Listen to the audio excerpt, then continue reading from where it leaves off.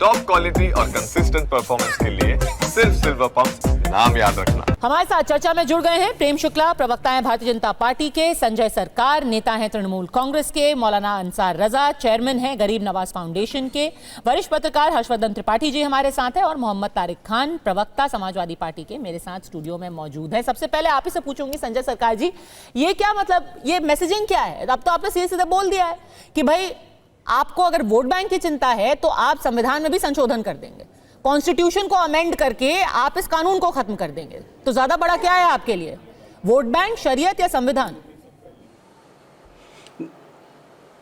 देखिए, मेरे पास देश बड़ा है, संविधान बड़ा है और देश को रक्षा करना सबसे, क्यों स्वतंत्रता सेनानी परिवार से हमने आए हैं और मेरे घर में ऐसे स्वतंत्रता सेनानी थे जो इंदु भूषण राय से लेके डॉक्टर रविंद्रनाथ रॉय से डॉक्टर नलिनी रंजन सरकार से लेकर तमाम इतना बड़े बड़े हैं। तो हम मैं कभी भी हम संविधान को जिस तरह से रक्षा करना चाहिए उसको पक्ष में हम हमेशा बात। और उसको तो संशोधित करने की तैयारी अभी से ही मन बना लिया ना। आज मुख्यमंत्री जी ने क्या बोला, तो साफ बोला, हम सत्ता में आएंगे, हमारी सरकार केंद्र में आएगी, हम तो इस संविधान को ही संशोधित कर देंगे, बस कानून हटाना है। तो ये क्या इज्जत है संविधान की जब उसको बदलने की तैयारी आप कर रहे हैं? होना चाहिए जिस तरह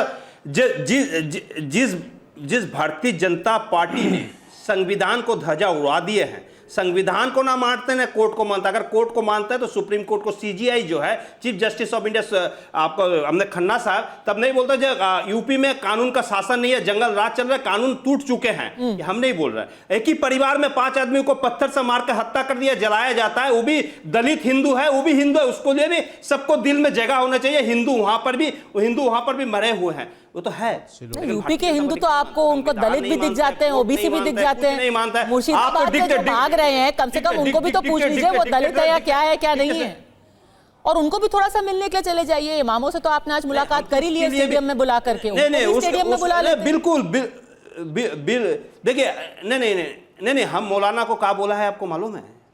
आप पद्मा जी, आपको मौलाना को बोला जी आप शांति का वातावरण तैयार कीजिए, आप बोलिए शांति रखना चाहिए। बंगाल ऐसे धरती है, भाईचारा का धरती है। हम जो पूजा करते हैं बंगाल में पुरोहित बोलता है, जो पुजारी है, पुजारी को पास भी हम अपील करते हैं आपको चैनल के माध्यम में, हर परिवार को तरफ से आप भी वहां पर कीजिए जी, हिंसा का माहौल तैयार नहीं होना चाहिए। क्यों मौत के चिता से रोटी सेक के भारतीय जनता पार्टी पावर में आने जाता है, लेकिन हम नाकाम कर दिया।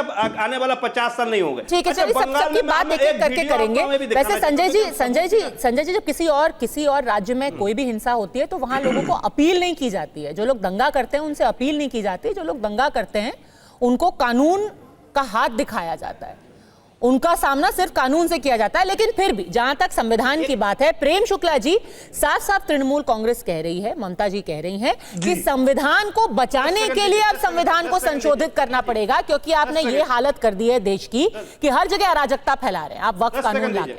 तो अब संशोधन ही एक रास्ता बचा रह गया। अगर सुप्रीम कोर्ट से अराजकता कौन फैला रहा है? पद्मा जी आप फैला रहे हैं, तो टीएमसी कह रही है ना। जी, अराजकता कौन फैला? आप माहौल खराब कर रहे हैं, अराजकता फैल जाती है। अराजकता फैला रही है, अराजकता फैला रही है तृणमूल कांग्रेस पार्टी। अराजकता फैला रहे हैं तृणमूल कांग्रेस पार्टी के संरक्षण में पलने वाले जिहादी। मुर्शिदाबाद में हरगोविंद दास और चंदन दास की हत्या किसने की? उस निर्मम भीड़ ने की जिसने जो है अल्लाह अकबर के नारे लगाकर हिंदुओं को टारगेट करके टारगेटेड किलिंग किया, हिंदुओं के जलाशयों में जहर मिलाने का काम किया, हिंदुओं के घरों को जलाने का काम किया, हिंदू महिलाओं पर बलात्कार करने का काम किया, हिंदू जो है वाहनों को देखकर उसको फूंकने का काम किया, दलित को मारा गया। लगातार काम जो है किसके संरक्षण में किया? ये बीच में क्यों बोल रहे हैं? जरा पद्मा जी इनकी आवाज बंद कीजिए। ये बीच में मैं इनको सुन रहा था ना शांति से। हाँ, एक एक करके। ये क्यों चीख रहे हैं? क्या आवश्यकता है इनको बीच में बोलने की? देखिए, इसका कारण है ये बीच में से, क्योंकि ये जानते हैं कि मैं इनका जो झूठ का आवरण है उसका बुर्का पाड़ रहा हूं, उसको उस बुर्के को किसी तरह से बचाना चाहते हैं। वहां पर जो है हिंदुओं को एलानिया मारा गया और वहां से जो पीड़ित लौट कर आए हैं, भागे हैं, पलायन किया है मालदा में, वो पीड़ित बता रहे हैं कि पुलिस जो है वो मुख्य दर्शक बनी खड़ी रही।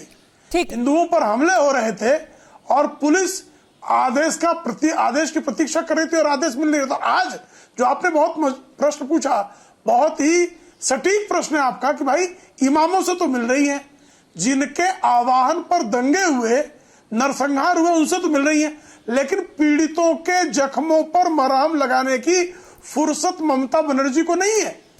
जो लोग आज राहत शिविरों में रुके हुए हैं, उनकी हाल लेने की जो है चिंता ममता बनर्जी को नहीं है। जिनके घर चलाए गए, जिनके परिजनों के की हत्या की गई निर्ममता से, उनमें से किसी से ममता बनर्जी नहीं मिली। यह तुष्टीकरण की पराकाष्ठा है। लेकिन आप देखिए किस प्रेम तरह शुक्ला से जो जी, है दंगा फैलाने वालों को संरक्षण देती है, यह इसका एक जीवंत प्रमाण है। देखिए प्रेम शुक्ला जी, उन्होंने अपनी मंशा अभी से जाहिर कर दी है कि उनकी सरकार आएगी, वो संविधान में संशोधन करके इस कानून को खत्म कर देंगे। क्यों तब तक इंतजार करना? आप अभी इस कानून को वापस ले लीजिए ना। उनकी सरकार आप वापस ले लीजिए अभी से, क्योंकि वो तो एनीवे करने ही वाली है। वापस ले ले, और वो कर देंगी जब क्यों सरकार वापस में ले ले? उन्होंने कहा मैं नहीं वापस ले ले। कोई सड़क पर जो है हिंदुओं का नरसंहार नहीं, कोई हिंदुओं के सिर पर पिस्टल लगाकर कानून वापस लेगा? अब ये चलेगा कि अगर कोई कानून बनेगा तो हिंदुओं का नरसंहार प्रारंभ कर देंगे और कानून वापस हो जाएगा। ये ब्लैकमेलिंग टैक्टिक्स नहीं चलेगी। उनकी सरकार आएगी, आए वो संविधान, पहले सरकार आए तो सही। बंदूक संजय सरकार कह रहे थे कि 50 साल तक तृणमूल कांग्रेस की सरकार को हटाया नहीं जा सकता। आप बीच में चीखिए मत। अब मुझे पता है कि आप जन्मजात बदतमीज है। नहीं, वो कोई तस्वीर दिखा रहे हैं आपको। वो कह रहे हैं कि भाजपा संविधान विरोधी कैसे, उसकी तस्वीर लेके आए।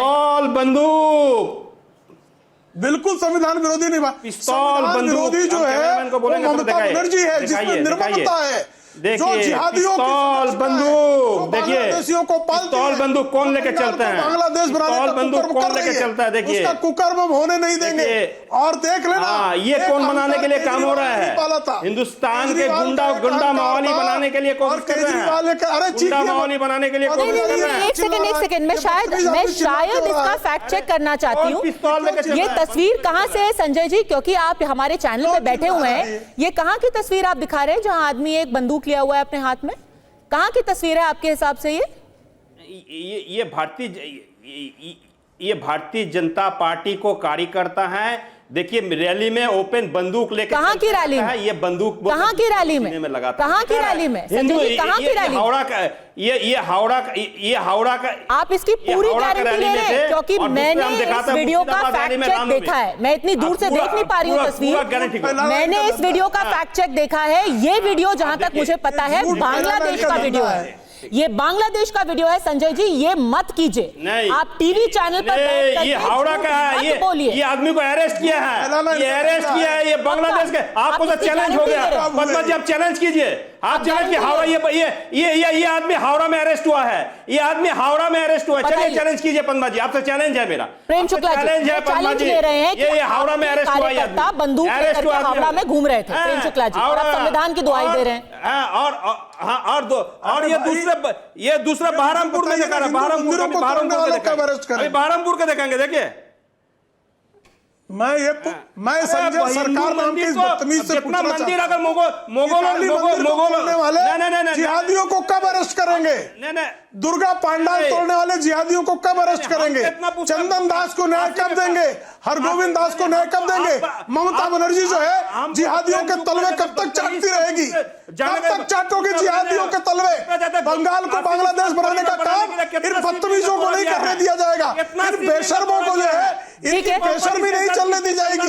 ये बेशर्म बदकार, इनकी बदकारी नहीं चलने पाएगी। ये बदकारी नहीं चलेगी, ये बेईमानी नहीं चलेगी, बेशर्मी नहीं चलेगी। ठीक है संजय जी, अगर आप सत्यापित कर रहे हैं कि ये सच में भारतीय जनता पार्टी के लोग हैं जो असलहा या फिर बंदूक लेकर के घूम रहे थे, ना सिर्फ आपको उनको अरेस्ट करना चाहिए, उनके नाम को भी आपको फौरन पब्लिक कर देना चाहिए, क्योंकि ये जनता को जानने की जरूरत भी है।